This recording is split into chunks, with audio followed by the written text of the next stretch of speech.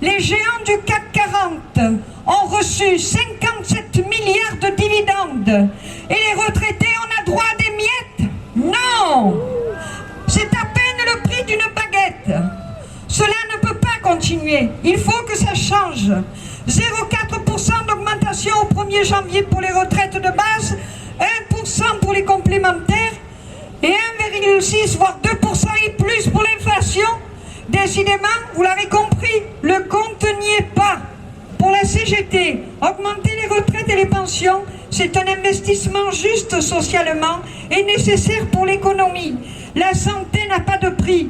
Alors aujourd'hui, vous le voyez, c'est une valeur marchande. C'est une course effrénée à la recherche du profit. Il faut que ça cesse. Pour cela, nous revendiquons la levée des brevets sur les vaccins qui tombent dans le domaine public, de façon à ce que la vaccination soit celle pour tous les peuples, dans tous les pays sur la planète Terre.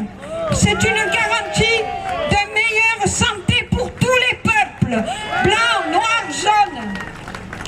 La crise sanitaire est loin d'être terminée. Le gouvernement fait des choix, celui de sanctionner et de restreindre nos libertés. Arrêtez de culpabiliser les citoyens.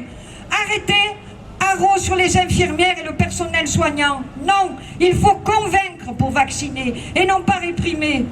Tous les services publics, sans exception, depuis de la pandémie, ont fait la démonstration de leur utilité et de leur efficacité, de la proximité.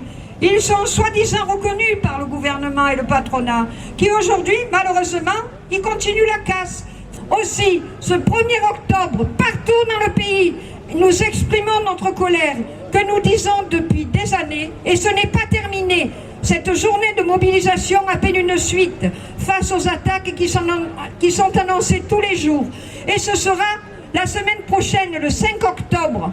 Jeunes, actifs, chômeurs, retraités, ensemble, poursuivons l'action.